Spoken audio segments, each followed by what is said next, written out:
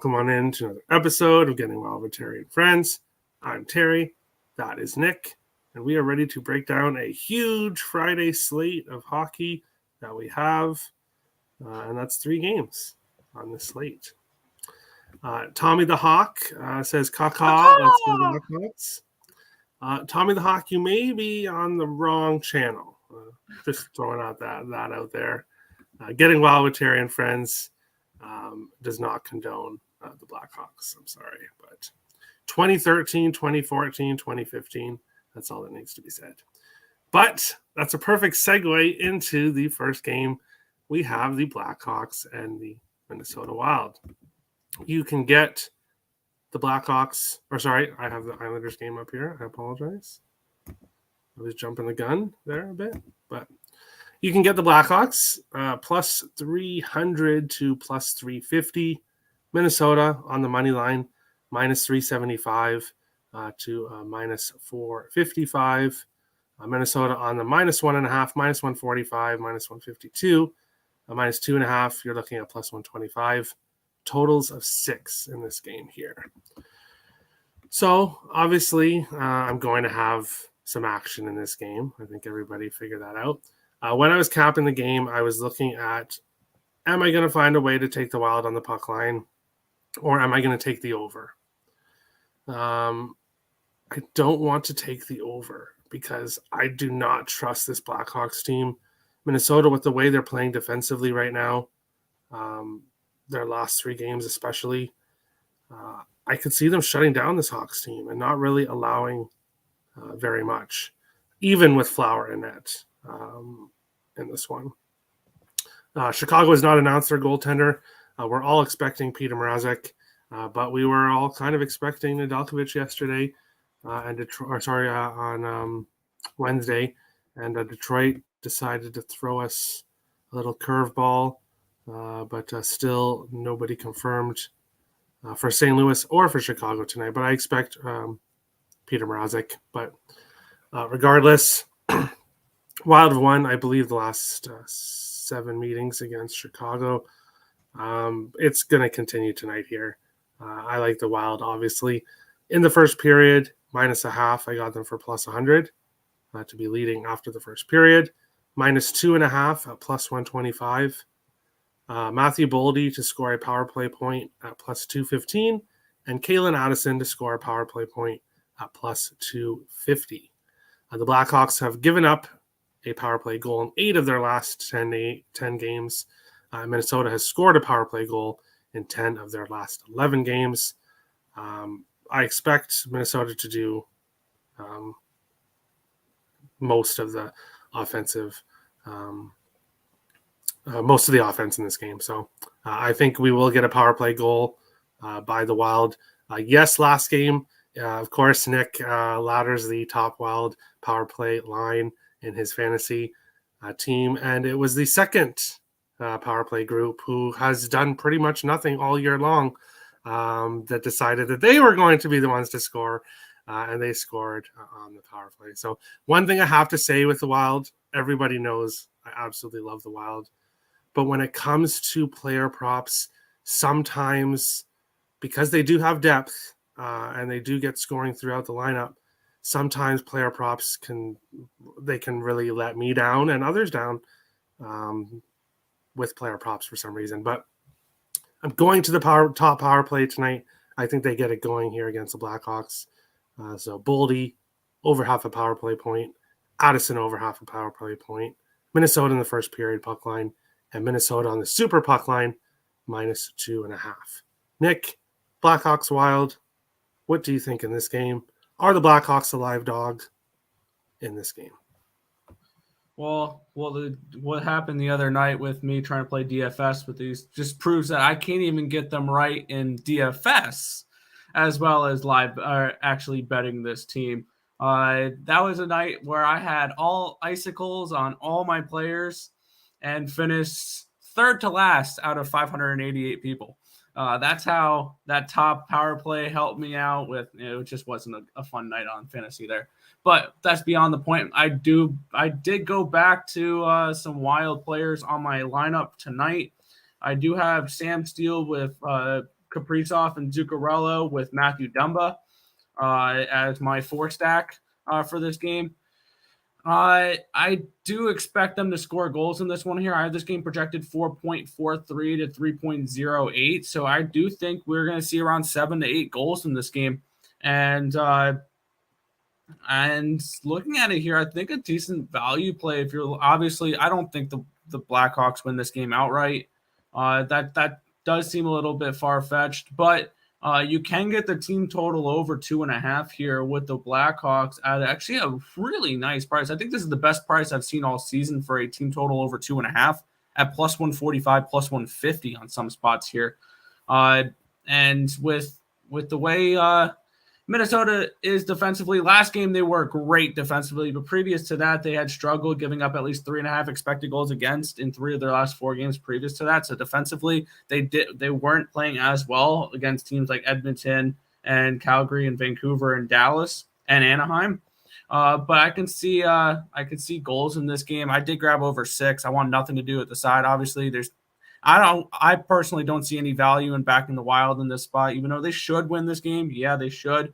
But at the minus almost 400 price tag, there's no way I'm getting involved with the Wild in any way, shape, or form in this game. So it's just the over 6 for me. All right. If the Blackhawks do win this game, stay tuned to the channel tomorrow because there will be a video. A channel if they lose? Sorry? Well, I was joking. I said, will there be a channel if they lose? Yes, there definitely will be. Basically, what will happen is I will recap the game if the Wild lose. I've been wanting to start that on the channel. Maybe getting some other Wild fans to come on and kind of just talk about what we thought about the game. And if the Wild lose to the Blackhawks here, then that would definitely be worth a video to show that I can be negative towards the Wild. So stay tuned on the channel. Now I low-key hope they lose. I want to see that. Well, I don't expect that you will be. I don't. But anything can happen. Anything can happen in the NHL. It is Freaky Friday, unfortunately. Oh, yeah. But we'll go to the next game here. We have the St. Louis Blues and the Calgary Flames. You can get the Blues plus 175 to plus 192. Calgary minus 200 to minus 235. 6s right across the board in this one here. Okay, the Blues are bad. We all know that. They are coming off a win. They were able to tie up the game and go to overtime and win against the Oilers. Offside controversy in that game. One thing I do have to kind of throw out there, the other day when Edmonton faced Minnesota, Jordan Greenway was caught giving Darnell Nurse shit, saying, you make $9 million and you don't do shit and stuff. And then lo and behold, who was it that led to the goal that the Blues tied up the game? It was Darnell Nurse. So Greenway got his little rip in there. But the Blues coming off the win, coming in here to Calgary. Calgary's losing games. I believe 3 straight losses in overtime or a shootout, 4 straight losses in general. I have to take the over here. I got it at plus 100. You can get it for plus 105 now, plus 100 in other spots. I see goals here. We should have Thomas Greiss in net. If the Blues are going to play Bennington on a back-to-back again for like the second time in a week, I don't think that's a smart idea. Yes, he's been playing better, but he's going to get tired if you do that, and he's going to have a bad game. So I think they do go to Greiss, who I think is going to have a bad game. Give up goals to the Flames. Markstrom has been giving up goals himself. This Blues team has shown that their offense is still here. They still have an offense. I won't be surprised if this is a 3-3 game at some point. So I like the over in this one. Over 6 at plus money. Yes, please. Nick, Blues and Flames, what do you think of this one? I think this game is priced correctly. Is the way that I saw it here. I have this game projected 3.54 to 2.42. which is projected for about 5.96 goals. Grice and Markstrom. Don't be surprised if Bennington does start on a back-to-back. We've seen them do that before where they start Bennington back-to-back games. So don't be surprised. Yeah, like less than a week ago. That's what I'm saying. Yeah, it's not a good idea to do it again. We've seen them do it. So let's not just all assume Grice is going to be in net. I don't mind Dylan Dubé. He was a pay-down option for me on my fantasy lineup. That's the only way I got involved with this game. I didn't bet the game, but I do have Dubé, Montegiapani, and Kadri as my secondary stack. With the top line with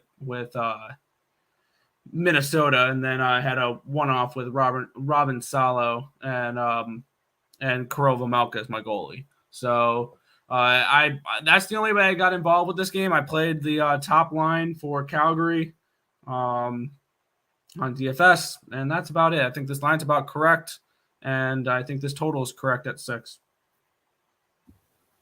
All right. Yeah, I think even if they do put Bennington in, I still think the game goes over.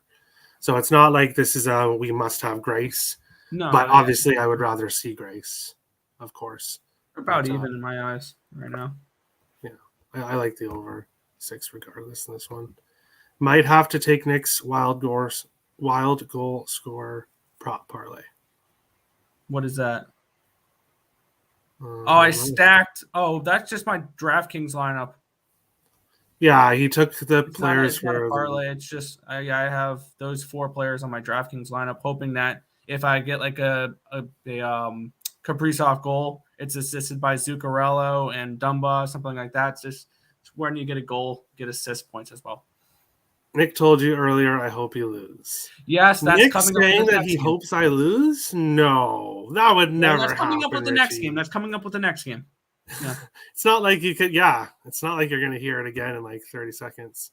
Moving on to our next game, we have the New York Islanders and the all-powerful Arizona Coyotes here. You can find the Islanders minus 175 to minus 195 favorites on the road. Arizona plus 150 to plus 163 home dogs, 5.5 right across the board in this one here. So we have a group chat on Twitter that we discuss the games and other things about hockey in. If you're interested in getting in on that, you can message Gamblestein.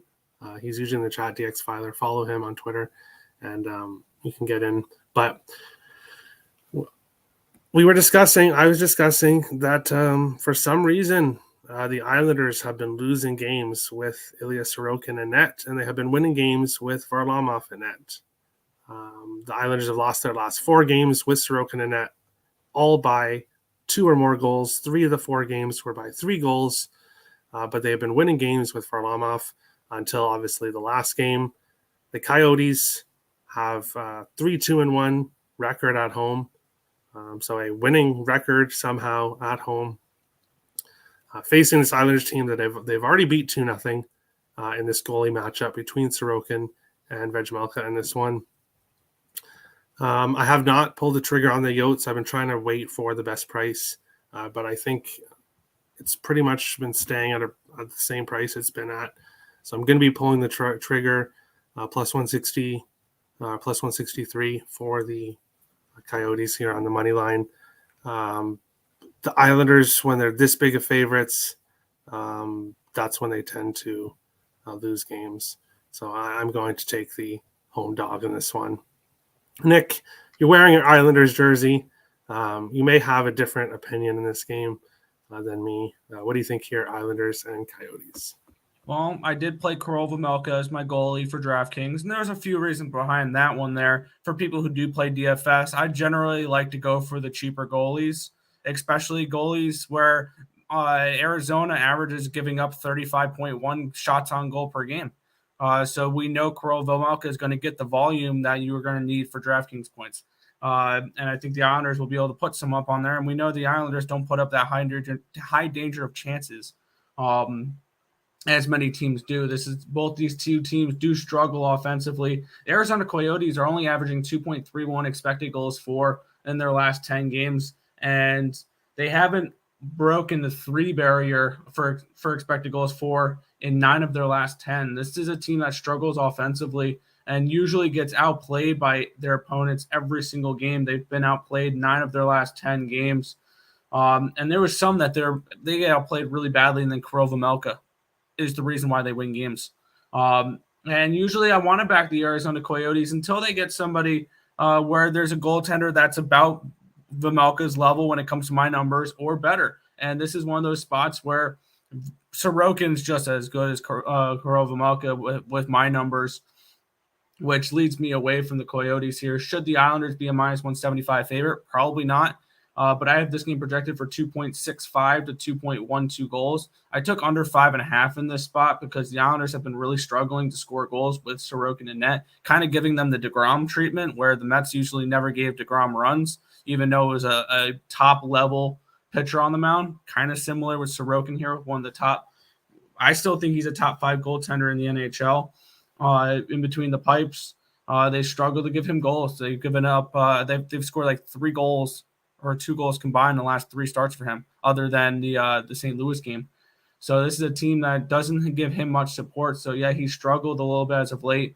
But some empty net goals in a couple of those games have really made those look worse than they actually were. But I expect the Islanders. So this is a good bounce back spot defensively for the Islanders because the Arizona Coyotes do struggle offensively. And I do expect them to struggle here. So I grabbed the Yotes team total under 2.5, and I grabbed the full game under 5.5. I think this is another 2-1, 2-0 type of game. All right. Richie disagrees with you a little bit there. Yeah, it's fine. Cabano says, Flames and Kadri will be dead to me. They don't get 4 goals, and he doesn't score one of them. Yeah. Yeah, I'm hoping, expecting a lot of goals in that game, so I wish you luck, even though I do not like Kadri whatsoever. He is on my hated player list with Patrick Kane. Both of them are kind of at the top there. So Ryan Reeves, plus 720 for a goal, Terry. Definitely got 100 on that. He's 720, plus 720 for a goal. Terry definitely has $100 on that. No, I do not. He hasn't scored a goal this year. And if you watch the Wild game, their last game against Detroit, he missed a empty net that he should have scored in, but he completely missed it. That could definitely say that he comes out here and gets a goal. So Cubano could be totally right with that plus 720, but I will not be putting my money on it because it is Ryan Reeves. He's not meant to score goals. Yeah. Because what's obvious never is. All right. Yeah, a lot of the time people think there's an obvious play. Like yesterday, for some reason, the entire world was on the Seahawks. And me and Nick were that. I did not understand that at all. Me and Nick were agreeing with each other, which is rare for that to happen. But we were... Especially in the NFL. Agreeing with each other, and the entire world was on the other side, so we were a bit confused. But obviously, Seahawks did put up a little bit of a fight at the end of that game. But yeah, we obviously cashed. I also have Niners Super Bowl futures, so I've been really thinking about it. Honestly, I've been really thinking. You can get I checked this morning. I got him at plus 300 to win the NFC and plus 700 to win the Super Bowl. I think I checked this morning. It's 275 and 650 after their win last night. They clinched the NFC West last night as well. All right. Richie loved yesterday's card. Actually, I didn't really. If you watch Ice Guys, Alex B. Smith actually passed on yesterday's card. If you watch the Ice Guys, he said that. And for me, I had some plays. I cashed one of my draws, which was nice, but and my premium plays did well. But I didn't have for a big Thursday card. I didn't really have that much. So they robbed the world with C-Mac, 2 TDs with that Neil.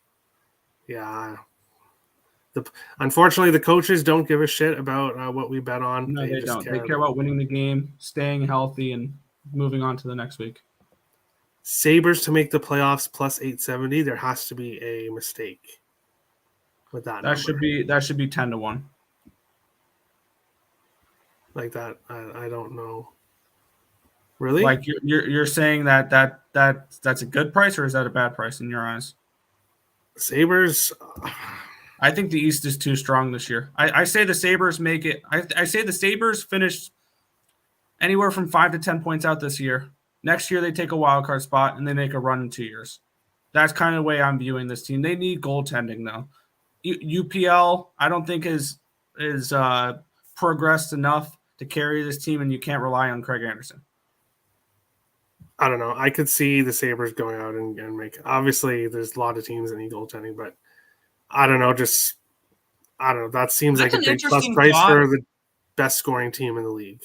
I think that's a pretty good plus price for the best scoring team in the league. So, if you're taking a shot at futures, I think they're also the only team currently not in a playoff spot with a positive goal differential. There we go. I just don't really name wins or loses. Probably should start. I'm not really sure what you mean. I don't really name wins or loses. Probably should start. Mm. You mean like tracking your wins or loses or posting about them? Definitely. BetStamp, use code WILD in the referral code section. Do your line shopping. Find the best odds for whatever you are betting. Even on a slate like this, where it's tough, definitely that's where BetStamp comes in handy. You can find the best odds and different odds for different bets. If you want my premium plays or Nick and Tim's premium plays, they are on Picks and Parlays and EarlSportsBets.com. The link is in the description below, so make sure to go there. We both cashed on the Niners yesterday. I have an NFL play up for tomorrow, possibly looking at another, and then I'll have a big NFL slate for Sunday. Looking at best bets for today. This one's a tough one. I don't want to take the Wild, but look at the amount of games we have. I'm not going to take the Coyotes. Money line is my best bet. The over 6 in St. Louis, Calgary. I don't know why it's at plus money for a 6 with the way these two teams have been playing. I think that's the best value play for a play I really like. So I think that's going to cash. So my best bet of the day is that over 6 in Blues and Flames. Nick, what is your favorite play on this amazing slate that we have today? Oh yeah, this awesome slate. It's gonna be Arizona, New York under 5.5 in this one. That's kind of where I'm gonna go for this game. That's where I see the best value. Or yeah, I'll go with the under 5.5. I'm fine with that. You can find 6s, I believe, somewhere. I got plus money for the 5.5. All right. Richie says posting. Yeah, now that you're on Twitter, post your plays. Like, it's awesome. JT Miller coming to the Devils. JT Miller to the Devils coming soon. Hey, if they want to add Carlson to the Leafs, Cabano. That's not a bad look either, because they're missing some. But the Leafs getting. How do the Leafs afford that? He makes $10.5 million, and we know the Leafs. Yeah. There would have to be a lot of moving parts with that deal. I would say either a 3-team trade, or you put some prospects in there for you put an extra prospect in there for them to take half the salary or whatever, something along those lines. Even then, that's a tough cap crunch. But Morgan Riley on the LTIR probably helps open up a little bit of cap room to manipulate. They could pull a Tampa Bay Lightning and just keep Riley until the playoffs. And then Vegas tried to do that last year as well. Like, we've seen teams do that a lot. I could definitely see them keeping Morgan Riley on the LTIR and being able to have the cap room to potentially make a move for Carlson. All right. Richie says, what's the promo code? I forgot there is promo codes that you can use on the site. Is it still NFL? Yeah. And you get a 20% discount on the site. Bo Horvat to the Wings and Taves to the Oilers. All right. I wouldn't mind Bo Horvat making his way to Minnesota. I don't know if Taves goes anywhere. He's I don't know if he's worth as much as he was a few years ago. Like, I don't know if anyone's going to want to trade for him. With the $10.5 million contract that he has only for the rest of this year. But Richie says Terry looking eyes. So, all right. Laughing face. Cavs minus 8.5. best bet, and Mavs -4. All right. I am against you in one of those plays. And that pick is up on Picks and Parlays on the site. I leaned towards both of those plays. I saw about a point and a half value on either of those plays, but not enough for me to bet them. All right. And Richie says sell, sell, sell. Yes, when it comes down to it, we are trying to make a living off this. So that's why we have the site plays, but always going to give plays for free on the show, of course, as we have. Obviously not a whole lot today because it is a small slate. But that is the show for today. There may or may not be a show. I might do one on the weekend. I'm not going to commit, but definitely hit the subscribe button. If you're new to the channel, hit the like button if you enjoy the content. Hit the bell to turn notifications on, so when the show comes on, you'll know. And tune in. We may have a show tomorrow. I may start the Wild post-game that I've been wanting to do for a while. We'll see how the game goes tonight, obviously. But stay tuned to the channel. So Richie says sell, sell, sell, and then he says no sell. So, all right, no selling. Messi wins the cup. Messi. Did they play? Has that game already happened, or sure. Is that a prediction? I'm not following the World Cup. Me either. And then great show, friends. Let's cash. Yes, Richie, let's cash. Best of luck to everybody. And then Cabana says it's on Sunday. All right. Best of luck in your bets tonight, guys. Let's all beat the books and make some money. And we'll see you again, most likely Monday, for another episode. Getting well with Terry and friends. Best of luck, guys.